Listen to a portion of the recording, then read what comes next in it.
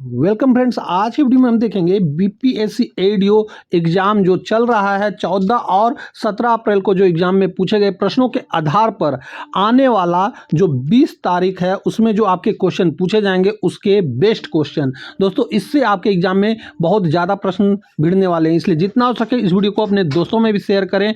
और साथ ही साथ एग्जाम देने से पहले हमारे द्वारा जितने भी सेट अपलोड किए गए हैं उन सेट को आप देख कर जाएं, क्योंकि उससे काफ़ी प्रश्न आपके एग्जाम में पूछे जा रहे हैं। तो चलिए मैं इस वीडियो को शुरू करता हूं।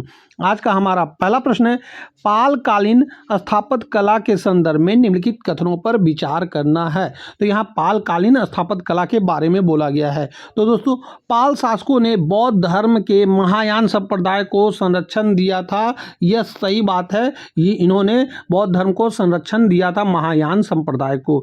धीमन और विट्ठल पाल युग के महान मूर्तिकार और चित्रकार थे, तो ये सही बात है। ये दोनों महान चित्रकार और मूर्तिकार थे। और पाल काल में निर्मित मूर्तियां मुख्य रूप से ग्रेनाइट पत्थर की बनी होती थी, तो ये गलत बात है। ये ग्रेनाइट पत्थर की बनी हुई नहीं होती थी, यानी इस प्रश्न का सही उत्तर हो जाएगा दोस्तों ऑप्शन नंबर ए 1 और 2 सही है। इस प्रश्न का आप व्याख्या देखेंगे जो कि यहाँ पे हमारे द्वारा दिया गया है। पाल काल की मूर्तियाँ जो है काले बेसाल्ट पत्थर की बनी होती थी, ये आपको याद रखना है, ग्रेनाइट की बनी हुई नहीं रहती थी। दोस्तों, यदि आपको वीडियो अच्छा लगे तो इस वीडियो को लाइक और हमारे चैनल को सब्सक्राइब कर ले, क्योंकि आने वाला वीडियो आपके एग्जाम के लिए काफ़ी महत्वपूर्ण होने वाला है। हमारा अगला प्रश्न है कि पृष्ठ तनाव के अनुप्रयोगों के संबंध में निम्नलिखित में से कौन सा कथन गलत है। दोस्तों, कौन सा कथन गलत है? तो यहाँ पर जो कथन सही है वो हम देखेंगे। गर्म सूप ठंडे सूप की तुलना में अधिक स्वादिष्ट लगता है, क्योंकि गर्म सूप का पृष्ठ तनाव कम हो जाता है, ये सही बात है। दोस्तों, पानी की बूंदों का गोलाकार होना पृष्ठ तनाव का के कारण होता है, तो ये भी सही बात है। और मच्छरों के लार्वा पानी पर पृष्ठ तनाव के कारण ही तैरते हैं, ये भी सही बात है। परंतु साबुन मिलाने पर जल का पृष्ठ तनाव बढ़ जाता है, जिसकी सफाई आसान हो जाती है, ये गलत बात है। दोस्तों, इस प्रश्न का सही उत्तर हो जाएगा ऑप्शन नंबर सी। यहाँ पे व्याख्या में आप देखेंगे कि साबुन मिलाने पर जल का पृष्ठ तनाव घट जाता है, ये आपको याद रखना है, जिससे वह कपड़ों की गहराइयों तक पहुँच जाती है या पहुँच पाती है। हमारा अगला प्रश्न है, भारतीय संविधान के अनुच्छेद 371A के तहत किस राज्य को विशेष प्रावधान दिए गए हैं? तो दोस्तों, यह दिया गया है नागालैंड को, यानी ऑप्शन नंबर ए। हमारा अगला प्रश्न है,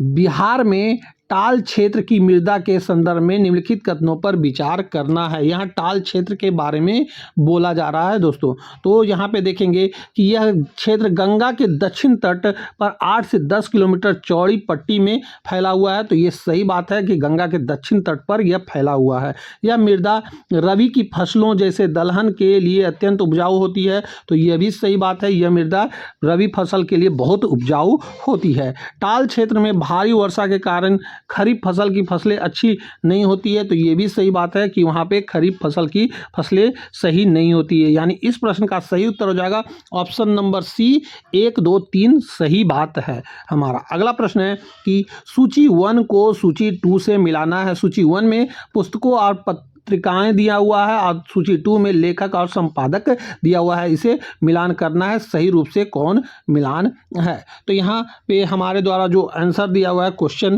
का, अनहैप्पी इंडिया, तो अनहैप्पी इंडिया के लेखक जो हैं लाला लाजपत राय हैं, ये बिल्कुल सही मिलान किया हुआ है। इंडिया डिवाइंड, यह डॉक्टर राजेंद्र प्रसाद की पुस्तक है, ये भी सही बात है। अल हिलाल अबुल कलाम आज़ाद का पुस्तक है, ये भी सही है। बंदी जीवन सचिंद्र नाथ सन्याल की पुस्तक है, ये भी सही मिलान किया हुआ है। यानी ए का 1 हो जाएगा, बी का 2 हो जाएगा, सी का 3 हो जाएगा, डी का 4 हो जाएगा, यानी ऑप्शन नंबर ए इस प्रश्न का सही उत्तर हो जाएगा। हमारा अगला प्रश्न है, प्रकाश के प्रकीर्णन के कारण होने वाली घटना कौन सी है? दोस्तों, यहाँ प्रकाश के प्रकीर्णन के कारण जो घटना हो रही है उसके बारे में बोला जा रहा है।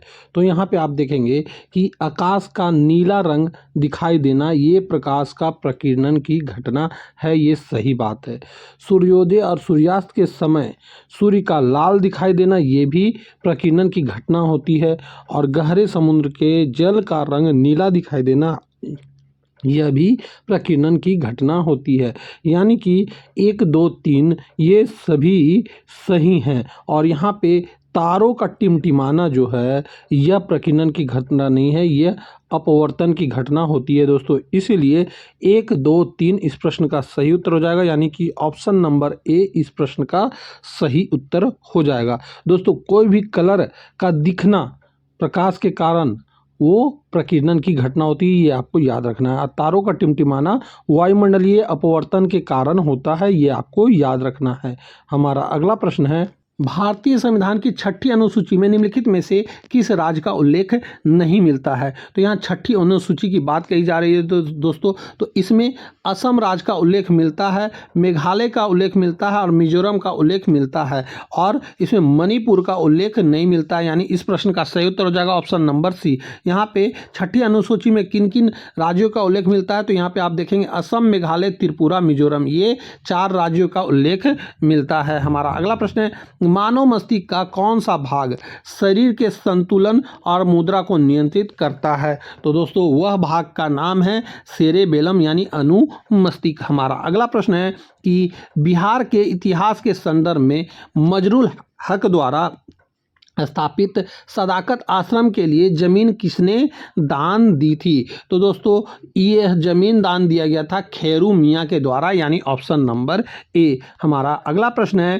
कि सूची 1 को सूची 2 से मिलान करना है। यहाँ सूची 1 में परमाणु शक्ति केंद्र है और सूची 2 में राज्य स्थित है, तो ये मिलान करना है। तो केगा जो है ये कहाँ स्थित है? तो ये केगा जो है कर्नाटक में स्थित है। काकरा पारा जो है गुजरात से संबंधित है, कुंडलकुलम तमिलनाडु से और नरोरा उत्तर प्रदेश से संबंधित है। यानी ये सभी एक दूसरे से सम्मिलित हैं, यानी ए का 1 हो जाएगा, बी का 2, 3 का सी का 3 और डी का 4 सही मिलान किया हुआ, यानी ऑप्शन नंबर ए सही है। हमारा अगला प्रश्न है, जैव विविधता शब्द का सर्वप्रथम प्रयोग किसने किया था? तो यह किया गया था वाल्टर जी रोसेन के द्वारा। हमारा अगला प्रश्न है कि बिहार में 1857 के विद्रोह के दौरान अमर सिंह ने किस क्षेत्र के में समानांतर सरकार की स्थापना की थी?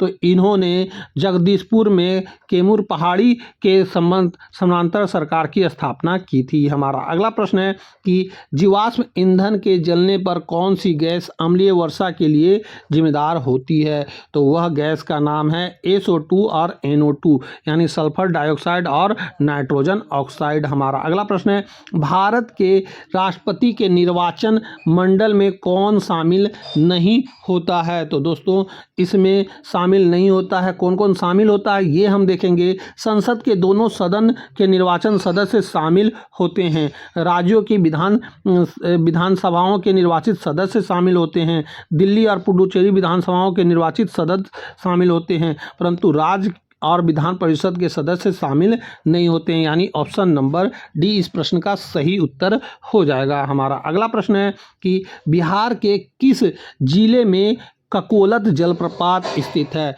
तो दोस्तों यह नवादा जिले में स्थित है ककोलत जलप्रपात। हमारा अगला प्रश्न है, कोशिका के भीतर प्रोटीन संश्लेषण का कार्य कौन करता है? तो दोस्तों इसमें प्रोटीन संश्लेषण का कार्य राइबोसोम करता है, यानी ऑप्शन नंबर बी। हमारा अगला प्रश्न है, पूर्ण स्वराज का संकल्प कांग्रेस के किस अधिवेशन में पारित किया गया था? तो दोस्तों यह पारित किया गया था लाहौर अधिवेशन 1929 में। हमारा अगला प्रश्न है कि द्रव्यमान और भार के संदर्भ में कौन सा कथन सत्य है? तो द्रव्यमान और भार के संबंध में कथन सत्य है, द्रव्यमान हमेशा स्थिर रहता है जबकि भार स्थान बदलने पर बदल सकता है। हमारा अगला प्रश्न है कि बिहार में स्वराज दल की शाखा का गठन किसकी अध्यक्षता में की गई थी? यह किया गया था, तो यह किया गया था नारायण प्रसाद की अध्यक्षता में। इस प्रश्न का आप व्याख्या देखेंगे कि श्री कृष्ण सिंह इसके नेता थे, लेकिन बैठक की अध्यक्षता नारायण प्रसाद ने की थी, ये आपको याद रखना है। हमारा अगला प्रश्न है कि सूची 1 को सूची 2 से मिलान करना है। सूची 1 में ग्रंथि दिया हुआ है और सूची 2 में स्रावित हार्मोन दिया हुआ है। तो यहाँ पे मिलान करते हैं तो यहाँ पे मिलान में हो जाएगा कि पीयूष ग्रंथि से कौन सा हार्मोन निकलता है, तो पीयूष ग्रंथि से हार्मोन निकलता है वृद्धि हार्मोन। अग्नाशय से ग्लूकागोन निकलता है और अधिवृक्क से कोर्टिसोल निकलता है। वृषण से टेस्टोस्टेरोन हार्मोन निकलता है। यानी ए का 1 हो जाएगा, बी का 2 हो जाएगा, सी का 3 हो जाएगा और डी का 4 हो जाएगा। यानी ऑप्शन नंबर ए इस प्रश्न का सही उत्तर हो जाएगा हमारा। अगला प्रश्न है कि ओजोन परत के क्षरण के लिए मुख्य रूप से कौन सा रसायन जिम्मेदार होता है, तो यह होता है क्लोरोफ्लोरोकार्बन यानी CFC। हमारा अगला प्रश्न है भारतीय संविधान का अनुच्छेद 324 किससे संबंधित है, तो दोस्तों यह संबंधित है निर्वाचन आयोग से। हमारा अगला प्रश्न है कि बिहार में सदाबहार वर्षा वन किस क्षेत्र में पाया जाता है, तो दोस्तों यह पाया जाता है पश्चिम चंपारण के उत्तरी भाग में। हमारा अगला प्रश्न है कि हृदय की धड़कन को नियंत्रित करने के लिए किस खनिज का प्रयोग आवश्यक है, तो दोस्तों वह खनिज का नाम है पोटेशियम। हमारा अगला प्रश्न है कि कथन 1 दिया हुआ और कथन 2 कौन सही है ये आपको बताना है। तो यहाँ पे देखेंगे कथन 1 में कौटिल्य के अर्थशास्त्र में 15 अधिकरण और 180 प्रकरण थे, तो यह सही बात है, इसमें 15 अधिकरण और 180 प्रकरण थे। और कथन 2 कह रहा है ये मुख्यतः एक सैन्य विज्ञान पुस्तक है, तो ये नहीं, ये सैन्य विज्ञान पुस्तक नहीं है। तो यानी ऑप्शन नंबर ए इस प्रश्न का सही उत्तर हो जाएगा, केवल एक सही बात है। हमारा अगला प्रश्न है कि गुप्तकालीन प्रशासन और अर्थशास्त्र के संदर्भ में निम्नलिखित कथनों पर विचार करना है। तो दोस्तों इसमें निम्नलिखित कथनों पर विचार करते हैं तो गुप्त काल में विशिष्ट एक प्रकार का जबरन श्रम था जो राज्य द्वारा चलाया या लगाया जाता था, तो हाँ यह लगाया और चलाया जाता था, ये सही बात है। फैयान के अनुसार सामान्य लोग विनिमय के माध्यम के रूप में कौड़ियों का प्रयोग करते थे, तो हाँ कौड़ियों का प्रयोग इन्होंने किया था। गुप्त शासकों ने भारतीय इतिहास में सबसे अधिक संख्या में सोने के सिक्के जारी किए जिन्हें दिनार कहा जाता था, तो ये भी सही बात है। यानी कि इस प्रश्न का सही उत्तर हो जाएगा 1, 2, 3 तीनों सही बात है, यानी ऑप्शन नंबर सी। हमारा अगला प्रश्न है कि बिहार के भूगर्भिक संरचना के संदर्भ में निम्नलिखित जोड़ों पर विचार करना है, तो भूगर्भिक संरचना के बारे में बताना है दोस्तों। तो यहाँ पे हम देखेंगे कि धारवाड़ चट्टानें जो हैं यह मुंगेर, जमुई और नवादा दक्षिणी पूर्व बिहार में पाए जाते हैं, तो हाँ यह पाया जाता है, ये सही बात है। विंध्याचल चट्टानें जो है रोहतास और कैमूर दक्षिण पश्चिम बिहार में पाया जाता है, तो ये भी सही बात है। टार्सियन चट्टानें चंपारण उत्तर पश्चिम बिहार में पाया जाता है, तो ये भी सही बात है। यानी कि इस प्रश्न का सही उत्तर हो जाएगा ऑप्शन नंबर सी, 1, 2, 3 ये तीनों सही बात है। हमारा अगला प्रश्न है ध्वनि तरंगों के संदर्भ में निम्नलिखित कथनों पर कौन सा कथन गलत है ये बताना है आपको। तो दोस्तों यहाँ कौन सा कथन सही है पहले ये देखते हैं। तो ध्वनि तरंग अनुदैर्घ्य तरंग या यांत्रिक तरंगे हैं, ये सही बात है। ध्वनि की चाल गैसों की तुलना में ठोस के माध्यम में अधिक होती है, तो ये भी सही बात है। 0 डिग्री सेंटीग्रेड पर शुष्क वायु में ध्वनि की चाल लगभग 332 मीटर पर सेकेंड होता है, तो ये भी सही बात है। माध्यम का घनत्व बढ़ने पर ध्वनि की चाल हमेशा घटती है, ये गलत बात है। घनत्व बढ़ने पर माध्यम में ध्वनि की चाल हमेशा बढ़ती है, ये सही बात है। तो ऑप्शन सी इस प्रश्न का सही उत्तर हो जाएगा। हमारा अगला प्रश्न है इसमें आप व्याख्या में देखेंगे ठोसों का घनत्व अधिक होता है फिर भी उसमें ध्वनि की चाल सबसे अधिक होती है क्योंकि प्रत्यास्था अधिक प्रभावी होता है। हमारा अगला प्रश्न है कि भारतीय संविधान के किस अनुच्छेद के तहत समान नागरिक संहिता का उल्लेख है और यह किस राज्य में लागू होता है। तो दोस्तों इसमें अनुच्छेद 44 के तहत और यह गोवा में लागू होता है, यानी ऑप्शन नंबर बी इस प्रश्न का सही उत्तर हो जाएगा। हमारा अगला प्रश्न है कि सूची 1 को सूची 2 से मिलान करना है और यहाँ पे सूची 1 में दिया हुआ बिहार के प्रमुख जलकुंड दिया हुआ है, सूची 2 में अवस्थित दिया हुआ जगह कहाँ पे स्थित है। तो यहाँ पे मिलान करते हैं। सप्तधारा यानी सप्तम धरवा ये राजगीर में स्थित है, ये सही बात है। ब्रह्मकुंड राजगीर में स्थित है, ये भी सही बात है। सीताकुंड मुंगेर में स्थित है, ये भी सही बात है। ऋषिकुंड मुंगेर में स्थित है, ये भी सही बात है। यानी कि ए का 1 हो जाएगा, बी का 2 हो जाएगा, सी का 3 और डी का 4, यानी ऑप्शन नंबर ए इस प्रश्न का सही उत्तर हो जाएगा। हमारा अगला प्रश्न है कि अनुवांशिकी के संदर्भ में डीएनए और आरएनए के बीच मुख्य अंतर क्या है। तो दोस्तों इसमें मुख्य अंतर जो है वह है कि डीएनए मुख्य रूप से द्विरज्जुक होता है, जबकि आरएनए एकल रज्जुक होता है। ये आपको याद रखना है, ये वेरी वेरी इंपॉर्टेंट क्वेश्चन है और एग्जाम में 100% पूछा जा सकता है। हमारा अगला प्रश्न है कि निम्नलिखित कथनों पर विचार करना है। कथन 1 और कथन 2 कौन सही है ये आपको बताना है। तो वह कथन है दोस्तों कि लॉर्ड कर्जन ने 1905 में बंगाल विभाजन की घोषणा की थी। तो यह सही बात है, उन्होंने 1905 में बंगाल विभाजन की घोषणा की थी। बंगाल विभाजन के विरोध में स्वदेशी आंदोलन की शुरुआत 7 अगस्त 1905 को कलकत्ता के टाउन हॉल से हुई थी। तो ये भी सही बात है, ये टाउन हॉल से हुआ था 7 अगस्त 1905 को, यानी कि दोनों कथन सही हैं। कथन 2 1 का सही व्याख्या करता, यानी ऑप्शन नंबर सी इस प्रश्न का सही उत्तर हो जाएगा। हमारा अगला प्रश्न है कि बिहार के किस स्थान पर भारतीय राष्ट्रीय कांग्रेस का 1922 का अधिवेशन हुआ था। इसके अध्यक्ष कौन थे। तो इसके अध्यक्ष थे चित्तरंजन दास और यह अधिवेशन गया में हुआ था, ये भी आपको याद रखना है। हमारा अगला प्रश्न है विद्युत धारा के मापन के लिए किस यंत्र का प्रयोग किया जाता है और उसे परिपथ में कैसे जोड़ा जाता है। तो दोस्तों इसे ए मीटर के द्वारा श्रेणी क्रम में जोड़ा जाता है, ये आपको याद रखना है। हमारा अगला प्रश्न है कि भारतीय संविधान के अनुच्छेद 352 के तहत राष्ट्रीय आपातकाल की घोषणा के लिए कौन सा आधार अनिवार्य नहीं है। तो कौन सा आधार अनिवार्य नहीं है दोस्तों, तो यहाँ पे अनिवार्य कौन कौन सा है। तो यह युद्ध होता है और बाह्य आक्रमण और सशस्त्र बल, ये तीनों अनिवार्य है, परंतु आंतरिक अशांति अनिवार्य नहीं है, यानी ऑप्शन नंबर डी इस प्रश्न का सही उत्तर हो जाएगा।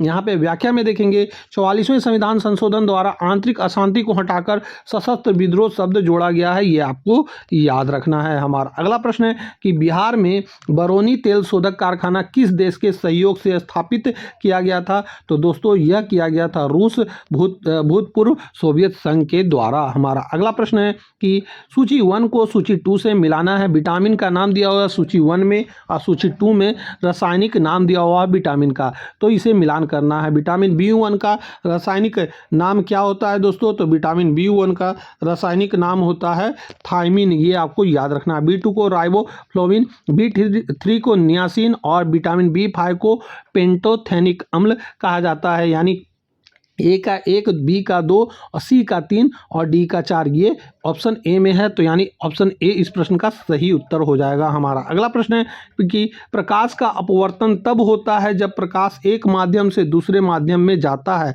इस प्रक्रिया में क्या अपवर्तित रहता है। तो दोस्तों इस प्रक्रिया में अपवर्तित रहता है प्रकाश की आवृत्ति, ये आपको याद रखना है, ये वेरी वेरी इंपॉर्टेंट क्वेश्चन है और एग्जाम में पूछा जा सकता है। हमारा अगला प्रश्न है मगध साम्राज्य के किस शासक ने पाटलिपुत्रा को अपनी अस्थायी राजधानी बनाया था।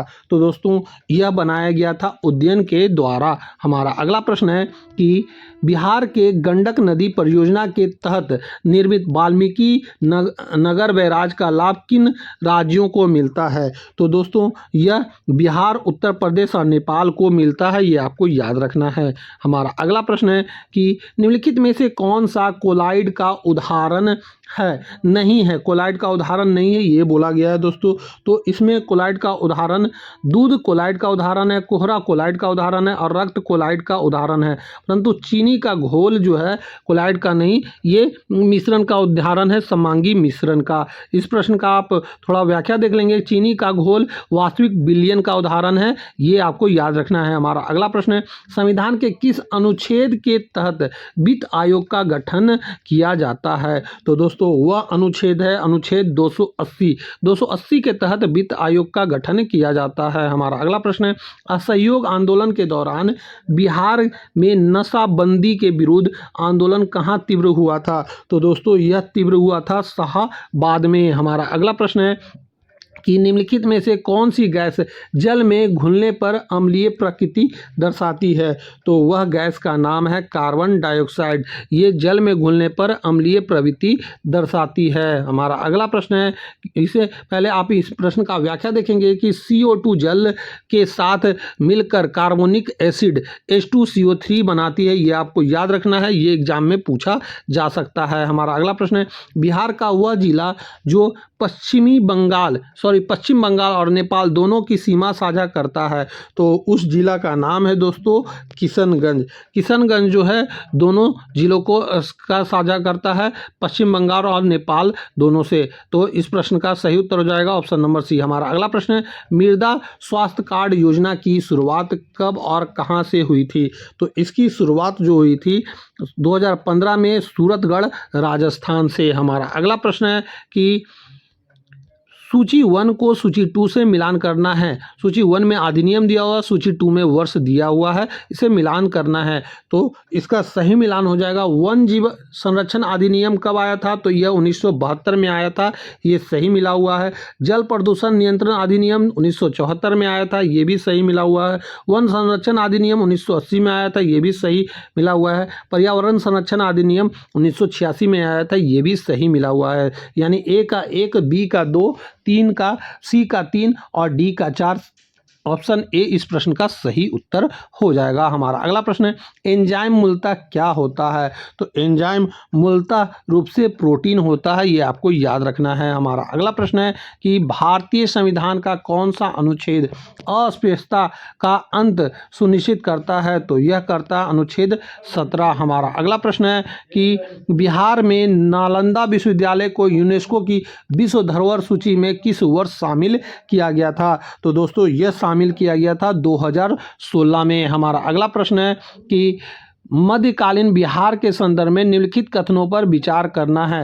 तो यहाँ मध्यकालीन बिहार के बारे में बोला जा रहा है दोस्तों। तो यहाँ कथन देखते हैं। कथन 1, बिहार में तुर्क सत्ता की स्थापना का वास्तविक श्रेय इब्ने बख्तियार खिलजी को जाता है। तो ये सही बात है, यह इब्ने बख्तियार खिलजी को ही जाता है। बख्तियार खिलजी ने औदंतीपुरी और नालंदा विश्वविद्यालय को नष्ट किया था, तो हाँ इन्होंने नष्ट किया था, ये भी सही बात है। उसने लखनौती को अपनी राजधानी बनाई थी, तो ये भी सही बात है कि इन्होंने लखनौती को अपनी राजधानी बनाया था। यानी ऑप्शन नंबर सी इस प्रश्न का सही उत्तर हो जाएगा।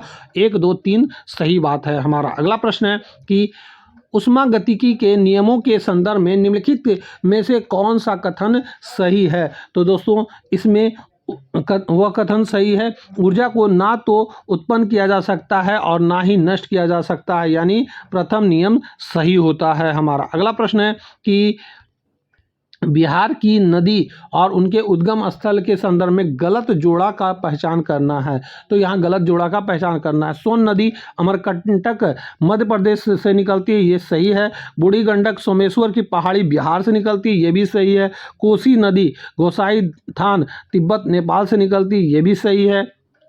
पर यहाँ पुनपुन नदी महाभारत श्रेणी नेपाल से निकलती है, ये गलत है। यानी ऑप्शन नंबर डी इस प्रश्न का सही उत्तर हो जाएगा। पुनपुन नदी जो है इसका उद्गम जो है झारखंड के पलामू जिले के छोटानागपुर पठार से होता है, ये सही हो जाएगा। हमारा अगला प्रश्न है कि भारतीय संविधान की 9वीं अनुसूची के संदर्भ में निम्नलिखित कथनों पर विचार करना है। तो यहाँ 9वीं अनुसूची की बात कही जा रही है दोस्तों। तो यहाँ पे हम देखेंगे कि 1, 2, 3 में से कौन सा सही है ये बताना है। तो इसमें प्रथम संविधान संशोधन अधिनियम 1951 के द्वारा जोड़ा गया था, तो ये सही बात है। इसमें शामिल कानूनों को न्यायिक समीक्षा से सुरक्षा प्राप्त होती है, तो ये भी सही बात है। IR कोएलो केस में सुप्रीम कोर्ट ने कहा था कि 9वीं अनुसूची के कानूनों भी न्यायिक समीक्षा हो सकते हैं, ये भी सही बात है। यानी 1, 2, 3 तीनों बातें सही है 9वीं अनुसूची से संबंधित। तो यानी ऑप्शन नंबर सी इस प्रश्न का सही उत्तर हो जाएगा। हमारा अगला प्रश्न है कि सूची 1 को सूची 2 से मिलान करना है। यहाँ सूची 1 में अधिवेशन दिया हुआ है, सूची 2 में अध्यक्ष दिया हुआ है, तो इसका मिलान करते हैं। 1912 बांकीपुर पटना बना, तो यह कहाँ पे हुआ था? तो यह RN माधवकर इसके अध्यक्ष बने थे, ये सही बात है। 1912 गया अधिवेशन में चित्तरंजन दास अध्यक्ष बने थे, ये भी सही बात है। 1940 रामगढ़ अधिवेशन में अब्दुल कलाम आज़ाद ने अध्यक्षता की थी, ये भी सही बात है। 1925 कानपुर अधिवेशन में सरोजिनी नायडू ने अध्यक्षता की थी, ये भी सही बात है। यानी कि A का 1, B का 2, C का 3 और D का 4, ये ऑप्शन A सही उत्तर हो जाएगा हमारा। अगला प्रश्न है कि पादप हार्मोन के संदर्भ में निम्नलिखित कथनों में से कौन सा जोड़ा गलत है? तो पादप हार्मोन के बारे में बोला जा रहा है दोस्तों। तो इसमें देखेंगे कि ऑक्सिन कोशिका विभाजन और वृद्धि के लिए होता है, ये सही बात है। जिब्रेलिन बौने पौधों की लंबाई बढ़ाता है, ये भी सही बात है। एब्सिसिक एसिड वृद्धि रोधक हार्मोन है, ये भी सही बात है।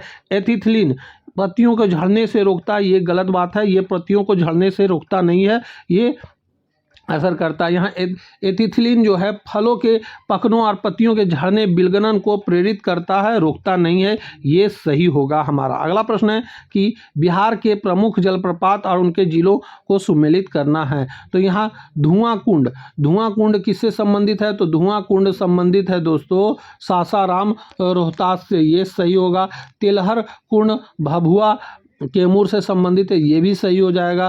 ककोलत जलप्रपात नवादा से संबंधित है, ये भी सही हो जाएगा। मंझर कुंड सासाराम रोहतास से संबंधित है, ये भी सही हो जाएगा। यानी कि A का 1, B का 2, C का 3 और D का 4 सही होगा। यानी ऑप्शन नंबर A इस प्रश्न का सही उत्तर हो जाएगा हमारा। अगला प्रश्न है आँख के निकट दृष्टि दोष के संदर्भ में निम्नलिखित कथनों पर में से कौन सा कथन सत्य है? तो निकट दृष्टि दोष के बारे में बोला जा रहा है दोस्तों। यहाँ पे 3 कथन दिए हुए, 3 इनमें से कौन सही है ये आपको बताना है। तो इसमें व्यक्ति को निकट की वस्तु स्पष्ट देख सकता है लेकिन दूर की नहीं, ये सही बात है। निकट दृष्टि दोष में निकट की वस्तु स्पष्ट रूप से दिखाई देती है, दूर की नहीं। प्रतिबिंब रेटिना से पहले बन जाता है, ये भी सही बात है।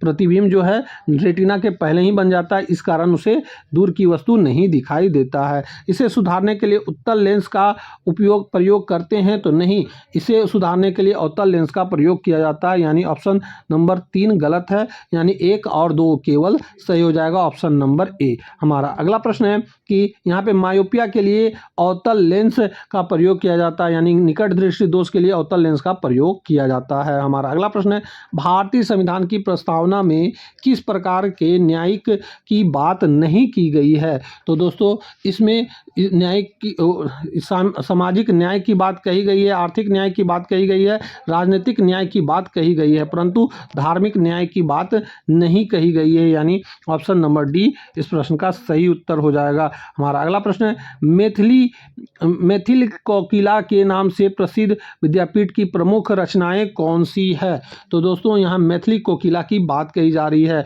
तो यहाँ पे कीर्ति लता ये है मैथिली कोकिला, कीर्ति पताका ये भी है और पदावली ये भी है, यानी ये तीनों हैं। यानी ऑप्शन नंबर C इस प्रश्न का सही उत्तर हो जाएगा हमारा। अगला प्रश्न है कि क्रांतिकारी गतिविधियों के दौरान बिहार में स्वराज कथा पत्रिका का संपादन किसने किया था? तो दोस्तों यह किया गया था बाल मुकुंद वाजपेयी के द्वारा, यानी ऑप्शन नंबर A हमारा। अगला प्रश्न है विद्युत चुम्बकीय तरंगे के संदर्भ में उनकी आवृत्ति का सही बढ़ता क्रम कौन सा है? तो दोस्तों इसमें सही बढ़ता क्रम है पहले सबसे पहले रेडियो कम होगा, फिर माइक्रोवेव का होगा, फिर अवरक्त का होगा और सबसे बाद में होगा दृश्य प्रकाश का, यानी कि सबसे ज़्यादा दृश्य प्रकाश का होता है। यानी ऑप्शन नंबर A इस प्रश्न का सही उत्तर हो जाएगा हमारा। अगला प्रश्न है सूची 1 को सूची 2 से मिलाना है। सूची 1 में संविधान के स्रोत दिया हुआ, सूची 2 देश दिया हुआ है। कौन कहाँ से संविधान लिया गया ये बताना है आपको। तो यहाँ पे हम देखेंगे विधि द्वारा स्थापित प्रक्रिया यह जापान से लिया गया है, ये सही बात है। प्रस्तावना की भाषा ऑस्ट्रेलिया से लिया गया, ये भी सही बात है। केंद्र और राज्य संबंध और शिष्ट शक्तियाँ कनाडा से लिया गया, ये भी सही बात है। राज्यसभा सदस्यों का नामांकन आयरलैंड से लिया गया, ये भी सही बात है। यानी कि A का 1, B का 2, C का 3, D का 4, यानी ऑप्शन नंबर A इस प्रश्न का सही उत्तर हो जाएगा हमारा। अगला प्रश्न है बिहार में बसाकत भूमि आंदोलन का मुख्य कारण क्या है? तो यह कारण है कि इसमें जमींदारी द्वारा पट्टेदारों को बेदखल करना होता है। हमारा अगला प्रश्न है कि निम्नलिखित में से कौन सा विटामिन रक्त के थक्के जमने के लिए अनिवार्य है? तो वह विटामिन का नाम है विटामिन के, यानी ऑप्शन नंबर डी इस प्रश्न का सही उत्तर हो जाएगा। हमारा अगला प्रश्न है प्रतिरोधकता को का एसआई मात्रक क्या है और यह किस पर निर्भर करती है? तो दोस्तों यह निर्भर करती है ओम मीटर, यह इसका प्रतिरोधकता का एसआई मात्रक होता है और निर्भर करती है पदार्थ की प्राकृतिक और तापमान पर। हमारा अगला प्रश्न है कि बिहार में खादर मृदा की मुख्य विशेषता क्या है? तो बिहार में खादर मृदा की मुख्य विशेषता यह नवीन जलोढ़ मृदा है जो प्रतिवर्ष बाढ़ द्वारा नवीकृत होती है। हमारा अगला प्रश्न है कि वित्तीय आपातकाल यानी 360 के संदर्भ में निम्नलिखित कथनों पर विचार करना है। तो यहाँ पे 3 नंबर के दिए हुए हैं, विचार करना है तीनों में से कौन सही है वित्तीय आपात 360 के संबंध में। तो यहाँ पे हम देखते हैं कि इसकी घोषणा को 2 महीने के भीतर संसद द्वारा अनुमोदित किया जाना चाहिए। तो ये सही बात है, 2 महीने के भीतर ही इसकी घोषणा अनुमोदित किया जाना चाहिए। एक बार अनुमोदित होने के बाद यह अनिश्चित काल तक जारी रह सकता है, ये भी सही बात है। और भारत में अब तक एक बार 1991 में वित्तीय आपातकाल लग गया था, ये गलत बात है। अभी तक वित्तीय आपातकाल भारत में नहीं लगा है, ये आपको याद रखना है। यानी ऑप्शन नंबर ए 1 और 2 बातें सही है, तीसरी बात गलत है। यहाँ पे आप व्याख्या में देखेंगे भारत में आज तक कभी भी वित्तीय आपातकाल नहीं लगाया गया है। हमारा अगला प्रश्न है दिल्ली सल्तनत के किस सुल्तान ने दीवाने मुस्तखराज विभाग की स्थापना की थी? तो दोस्तों यह किया गया था अलाउद्दीन खिलजी के द्वारा। इस प्रश्न में थोड़ा सा व्याख्या हमारे द्वारा दिया गया है कि यह राजस्व वसूली और बकाया राशि के लिए बनाया गया था विभाग था, ये आपको याद रखना है। हमारा अगला प्रश्न है बॉक्साइट किसका मुख्य अयस्क है और बिहार के किस जिले में पाया जाता है? तो बॉक्साइट जो है मुख्य रूप से एल्युमिनियम का अयस्क है और मुंगेर और रोहतास में पाया जाता है, ये आपको याद रखना है। हमारा अगला प्रश्न है कि बिहार के छठ पर्व के संदर्भ में निम्नलिखित में से कौन सा कथन असत्य है? तो हम लोग यहाँ पे सत्य देखते हैं कि यह मुख्य रूप से सूर्य देव और उनकी पत्नी षष्ठी देवी को समर्पित है, ये सही बात है। यह कार्तिक मास की शुक्ल पक्ष की षष्ठी को मनाया जाता है, ये सही बात है। यह 4 दिवसीय उत्सव है और जो नहाय खाए से शुरू होता है, ये भी सही बात है। इसमें केवल डूबते हुए सूरज को अर्घ्य दिया जाता है, ये गलत बात है। इसमें डूबते हुए और उगते हुए सूरज दोनों को अर्घ्य दिया जाता है। हमारा अगला प्रश्न है कि सौरमंडल के किस ग्रह का कोई भी उपग्रह नहीं है? तो दोस्तों वह ग्रह का नाम है बुध और शुक्र। बुध और शुक्र का कोई भी उपग्रह नहीं है, ये आपको याद रखना है। हमारा अगला प्रश्न है 73वें संविधान संशोधन के अनुसार पंचायतों के लिए कौन सा कथन गलत है? तो दोस्तों यहाँ पे सही कौन है? इसमें महिलाओं के लिए 1/3 आरक्षण का प्रावधान है, ये सही बात है। इसका कार्यकाल 5 वर्ष निर्धारित होता है, ये भी सही बात है। राज्य वित्त आयोग का गठन राज्यपाल द्वारा किया जाता है, ये भी सही बात है। पर यह शहरी स्थानीय निकायों से संबंधित है, ये गलत बात है। यानी ऑप्शन नंबर डी इस प्रश्न का सही उत्तर हो जाएगा। यह 73वां संविधान संशोधन ग्रामीण पंचायतों से संबंधित है, 74वां शहरी निकायों से संबंधित है, ये आपको याद रखना है। हमारा अगला प्रश्न है भारत के किस गवर्नर जनरल के काल में वर्नाकुलर प्रेस एक्ट 1878 निरस्त किया गया था? तो दोस्तों यह निरस्त किया गया था लॉर्ड रिपन के समय में। हमारा अगला प्रश्न है कि बिहार के सकल राज्य घरेलू उत्पाद में कृषि एवं के संबंध क्षेत्र का योगदान वर्तमान में लगभग कितना है? तो लगभग इसका 20% योगदान होता है, ये आपको याद रखना है। हमारा अगला प्रश्न है कि डॉपलर प्रभाव के संदर्भ में निम्नलिखित कथनों पर विचार करना है। तो डॉपलर प्रभाव के बारे में बोला गया है दोस्तों, इसमें से कौन सही है? तो यह ध्वनि और प्रकाश दोनों प्रकार की तरंगों पर लागू होता है, तो यह सही बात है। जब स्रोत और श्रोता एक दूसरे के करीब आते हैं तो आवृत्ति बढ़ी हुई प्रतीत होती है, ये भी सही बात है। खगोल विज्ञान में इसका उपयोग तारों और आकाशगंगाओं की गति मापने के लिए किया जाता है, ये भी सही बात है। यानी 1, 2, 3 तीनों बातें ही डॉपलर प्रभाव से संबंधित है, यानी ऑप्शन सी इस प्रश्न का सही उत्तर हो जाएगा। हमारा अगला प्रश्न है कि मगध के किस राजवंश ने अपनी राजधानी को पाटलिपुत्र से हटाकर अस्थायी रूप से वैशाली स्थानांतरित किया था? तो दोस्तों यह किया गया था शिशुनाग वंश के द्वारा। हमारा अगला प्रश्न है कि भारतीय संविधान के अनुच्छेद 356 राष्ट्रपति शासन के संदर्भ में कौन सा कथन गलत है? तो दोस्तों इसमें जो कथन गलत है तो यहाँ पे देखेंगे, इसकी घोषणा राष्ट्रपति द्वारा राज्यपाल की रिपोर्ट के आधार पर या उनके बिना की जा सकती है। तो ये सही बात है। इसे संसद के दोनों सदनों द्वारा 2 महीने के भीतर अनुमोदित किया जाना चाहिए। तो हाँ, 2 महीने के भीतर अनुमोदित किया जाना चाहिए, ये भी सही बात है। और इसके लागू होने पर राज्य विधानसभा को भंग या निलंबित किया जा सकता है। तो ये भी सही बात है, भंग या निलंबित किया जा सकता है।